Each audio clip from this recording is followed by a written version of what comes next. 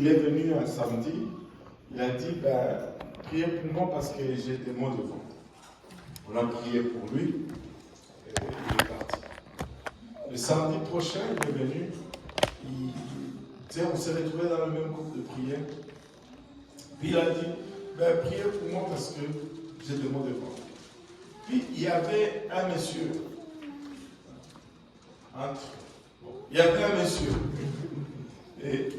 qui dit, hé, toi petit, tu n'avais pas donné cette requête le samedi passé. On ne va pas prier pour ça, tu n'as pas de foi. Non, c'est le fait qu'il n'a pas de foi. Le pauvre, le ventre lui fait encore mal. Qu'est-ce que tu veux qu'il fasse? Mais c'est une démonstration de foi qu'il revienne et prier encore. Il faut faire attention de comment on approche un peu les choses. La foi, ce n'est pas une assertion mentale. C'est la persévérance. À cause de cette persévérance, cette femme, elle a eu sa réponse. Tu sais, lorsque Jésus a terminé l'histoire, il a dit que si ces juges terrestres avaient fait cela, en réponse à une veuve qui était persistante, tu sais, Louis II, je pense, utilise le mot important. Elle était importune. Elle importunait les juges. Tu sais, quand j'ai grandissé, quand on me disait comme quelqu'un d'importune, quelqu'un qui était impoli, en fait. Mais quand tu vois ça, ce n'est pas de l'impolitesse.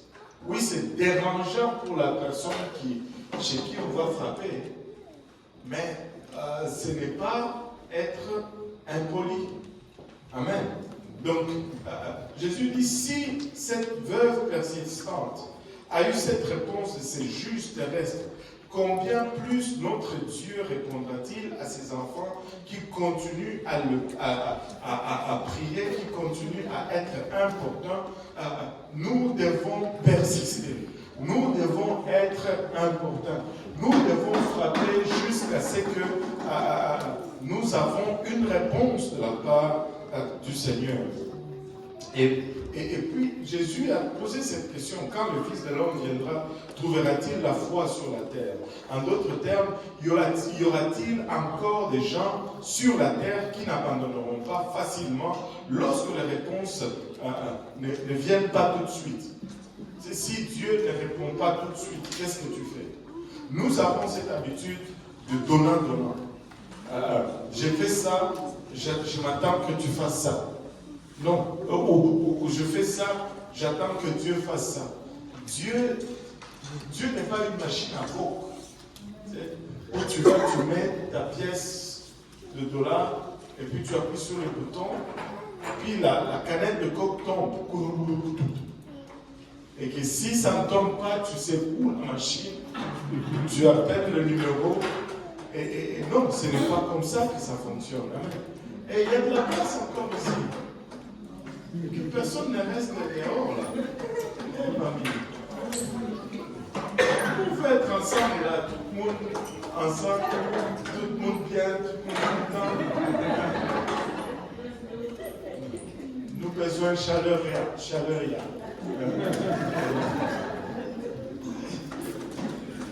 Alléluia. Voilà. Alléluia. Pourquoi on connaît ensemble? Oui, mamie.